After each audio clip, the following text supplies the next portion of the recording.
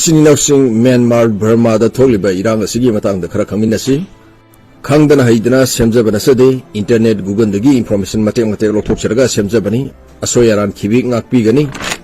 ahan bada ikoina hujik Myanmar Burma da tholiba irang asigi horapham asi Myanmar military junta or masi junta haina palsuai Spanish loni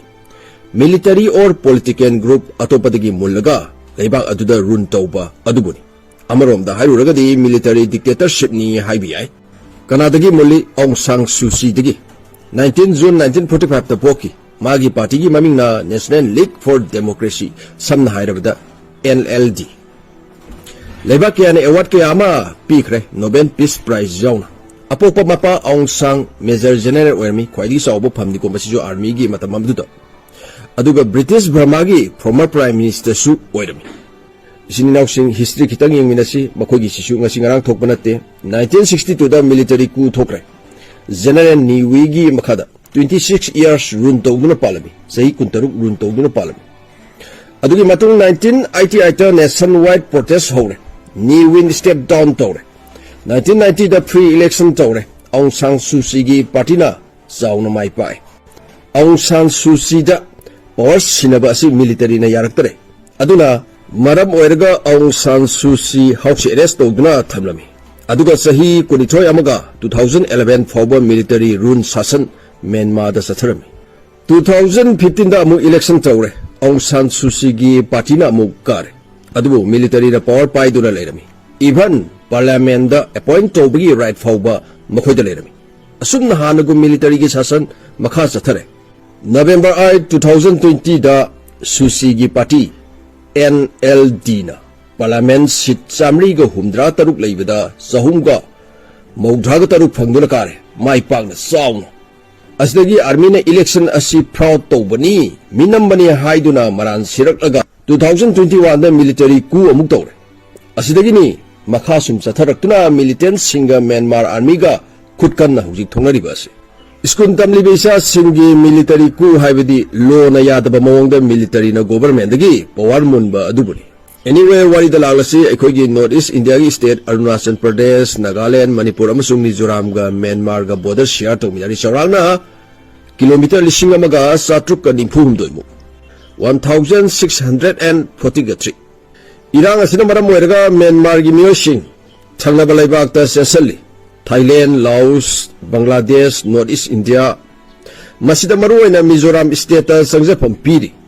China ga su border yamna sangna share tawi adubu China da decision bangamde ko Myanmar ga Mizoram gi border gi asang ba si 510 km ni Myanmar gi praja sing hana mamang da thokiba sibin war da su North East India da adum sensila I haidi hadaksu maramdi border fencing phajana tawdabana maram oiraga Myanmar gi manungda songnariba sibin war asina maram oiraga Myanmar gi sin state gi mioi lising ani muk senthorki hanba lana si horpada masi kona masing henkal kaduini ko Mizoram gi Sampai district gi deputy commissioner James Laritsa na haidi Myanmar gi sin state ka Mizoram ga border share tawbana maram oiraga sibin war asida sin state gi Mizoram da mioi sing sesana rakhi haina PDF People Defense Force Rebel Group ni Makoina Myanmar gi military gi maruiba bezani khudum chanslami makoyani dudi karino haibda Khwan Mawi amasung Rikhwander military camp ani asi asdagi Myanmar gi military na sautuna air strike tawba horaki aikhoi gi Manipur side su air strike tawbagi bomb tai ta de haiduna yam tawlaki bani asigi air strike asidagi Myanmar gi miyosing North East India da sensalakpa henglae 39 junta army Mizoram da sensalakuna phakiba mamang de isininaw singna social media da soidana tabiramgani Indian Defense Authority na makoibu amuk thindoki 2021 February mamang da Myanmar gi miyoi kaya ama North East India da sanction khare haidi junta military gi power hengalakpa asina maram oiraga junta na power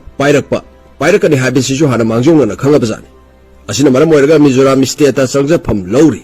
Mizoram government gi report ki matungina 31,364 haibidi lising kunthama thoiga sahumgo humpuga taruk Myanmar dagi senthorpa miyosi hojik Mizoram da leidi ayamana relief camp da leidi mari mata gi yumda leibesu yawnari haidi asigi sin community sin state lairiba miyoi sing asi mizo community ga mari mata thokna ba yamni yawi hari imung manung thokna ba sangthok changsan tawba asigi 31364 asi Mizoram khaktagini atai state Manipur Nagaland Arunachal Pradesh ta kaya yamna lona sensan duna laikhrage haibagi masingdi sabsaba khangdri sendi mayamama aran mamong de sensan duna laikhre Saina dadi border fencing fazana tawba army fazana thambana maram oiraga sensan bangamde madugi video kayama isini naw singna social media da soidana ubiramgani Saina gi army singna border da khogi smoke bomb na singba kaya kapa masi sin state ki wa khaktanati sin state ki makhada leiriba Rakhine state tagi shu Bangladesh da North East India da sensan apa kaya yauri sabsaba masingdi khangre kaya yamna chengsan kharge haiba Mizoram da jangsan aliba singduna Mizoram government na phongdorpa masing aduni ahan bada 2023 November da junta army da militant singna khut thaba asi Myanmar gi east thang sarukta leiriba Shan state tagi ihan han hauki Shan state China ga su border share tawi asidagi irang asi Myanmar gi mafam athaida tamna santorakhi Sin state su MNDAA TNLA amasung AA militant sing punmina duna junta army gi mayokta khut thonaki asama maming khamina si MNDAA haibadi Myanmar National Democratic Alliance Army haibadi TNLA na Tang National Liberation Army AA na Arakan Army United Nations Organization gi report ki matungina Myanmar da military coup lakpadagi Shan state ki oina 60,000 muk mayum thadoktuna sena khre aduga punna Myanmar gi oina la kunmuk mayum makai thadoktuna anakpa mafamda saphagada mafamda sensana khre haidi isini naw sing mamang da ju khara panja khre 2021 da new junta junta state administration council SAC na military coup tawni NLD government gi mathakta government power lokthoklaga military na pashinba Aung San Suu Kyi detain tawre NLD gi high official member sing yauna jail da thamjan khare kari charge da mamang de su panjakare 2020 gi election asi free and fair election oidi haibigi maranda adubu mapan gi leibak sing Europe amasung America na di November 2020 gi election asi free and fair election amani haiki 2009 ta anoba constitution ama semki democracy hena mapang kalhana bagi 2008 ki constitution asigi matungin na parliament da 28% city military person gi thamgadabani asibuni hybrid regime haidibasi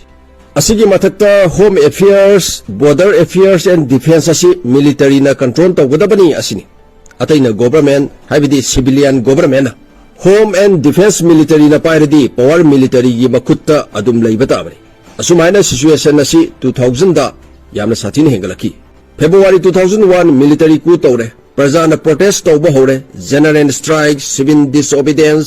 campaign asidagi Myanmar da spring revolution hore spring revolution se amna important oibani isini nawsing masi khangjanbiu demand ke ama hore Aung San Suu Kyi amasung political leadership thadoru 2020 gi election region adu sanhangadabani civilian government hingal halu 2008 ki constitution adu musalu haina Suu Kyi gi government purakpa haibase democracy purakpani nakan namadadi talaiba se democracy gi demand junta army gi mayokta anoba political group seme maruena democracy purakpa pamba singi bidongsu huttaw Brahmis loni sininokse pabde kitang khuloi deko national parliament haibani democracy purakna ba fight tawnare masida civil society pro democratic forces loina suna yaure asigi democracy gi demand council pasidagi military junta or junta na counter insurgency gi thabak makhoi gi parja gi mathakta sathare village school mai thaba air strike ke ama satharagle asini sininaw sing hojik Myanmar da sathariba lan asigi samlappa wari lan sathariba leibak Myanmar asi China amasung India ga border thangnabana maram oiraga hairi balaiba ani haibidi India amasung China gi khut yawram gani o yawram loi haibigi adom gi wakhalon phongdopira o comment section da Saurakpa mamasing khangdragasu aikhoigi state Manipur dasu phanayamnadi lan asina maram oiraga lotna miyoi ke ama lanjena duna aranba mongda saksalamlagani haibigi thajaba lei asiyarga puran thaba maiteina kaina no ya thangi jari kanglei pa imane yaifare yaifaminarsi